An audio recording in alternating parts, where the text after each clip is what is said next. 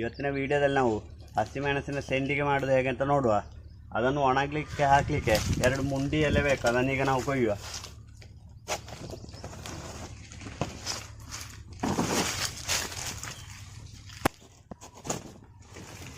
Hi friends, welcome back to eat and fact. ನಾನು ಮುರಳಿ ಭಟ್ ಪೆರ್ಲಾ. ಹಾಗಾದರೆ ಬನ್ನಿ ಹಸಿಮೆಣಸಿನ ಸೆಂಡಿಗೆ ಮಾಡೋದು ಹೇಗೆ ಅಂತ ನೋಡುವ. 4 kg ಆಗುವಷ್ಟು ಹಸಿಮೆಣಸನ್ನು ತಗೊಂಡಿದ್ದೇನೆ. ಮೊದಲಿಗೆ ಇದನ್ನು ಚೆನ್ನಾಗಿ ತೊಳೆದು ತೊಟ್ಟೆಲ್ಲ ತೆಗಿಬೇಕು.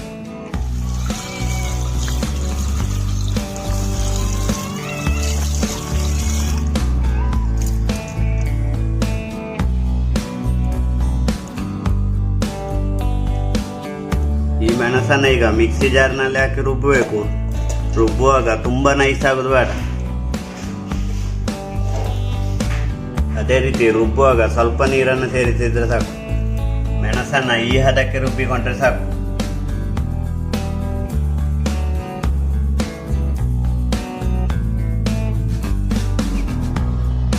ಒಂದು ಗ್ಲಾಸ್ ಉದ್ದನ್ನು ನಿನ್ನೆ ರಾತ್ರಿ ನೆನೆಯಲ್ಲಿ ಹಾಕಿದ್ದೆ.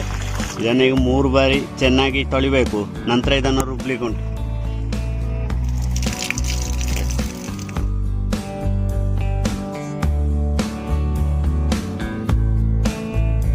ಉದ್ದನ್ನು ಈ ಹದಕ್ಕೆ ರುಬ್ಬಿಕೊಂಡ್ರೆ ಸಾಕು.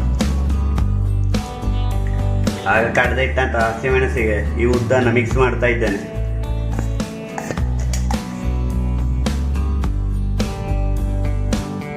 ಇದಕ್ಕೆ ಉಪ್ಪನ್ನು ಸೇರಿಸಿ ಚೆನ್ನಾಗಿ ಮಿಕ್ಸ್ ಮಾಡಬೇಕು. ಇದು ಮೆಣಸಿನ ಸೆಂಡಿಗೆ ಆದ ಕಾರಣ ನಾನು ಇಲ್ಲಿ 4 ಚಮಚ ಉಪ್ಪನ್ನು ಹಾಕ್ತಾ ಇದ್ದೇನೆ. ಇನ್ನು ಇದನ್ನು ಹೀಗೆ ಚೆನ್ನಾಗಿ ಮಿಕ್ಸ್ ಮಾಡಿಕೊಳ್ಳಿ.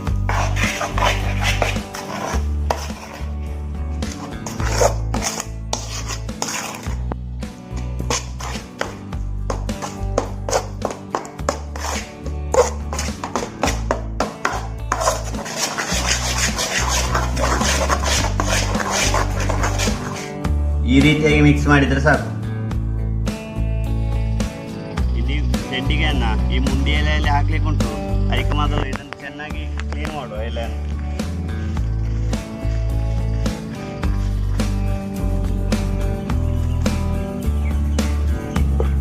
ಈ ರೀತಿ ಹಾಕಿಕೊಂಡಾದ್ರೆ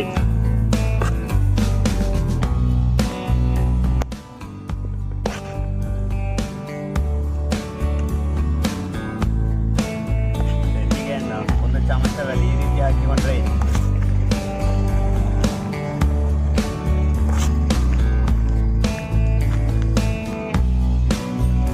ಇದೊಂದು 3 ಬಿಸಿಲಿನಷ್ಟು ಒಣಗಬೇಕು.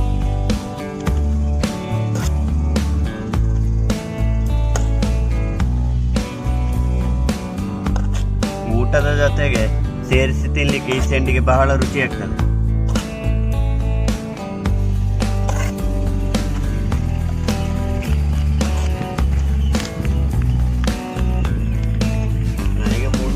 ಎಲೆ 2 ಬೇಕಾಗಿರಲಿಲ್ಲ, ಒಂದೇ ಎಲೆಯಲ್ಲಿ ಎಲ್ಲ ಇದು ಹಿಡಿಯಿತು.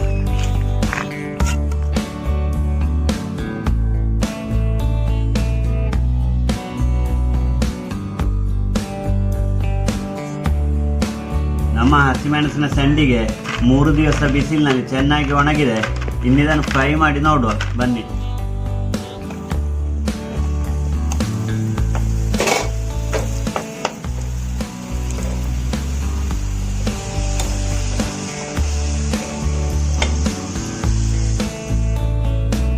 ನಮ್ಮ ಹಸಿಮೆಣಸಿನ ಒಡೆಯನ್ನು ಹುರಿದಿದ್ದೇನೆ. ಇದಿದ್ರೆ ಊಟ ಮಾಡಲಿಕ್ಕೆ ಭಾರಿ ಕಷ್ಟ ಆಗ್ತದೆ.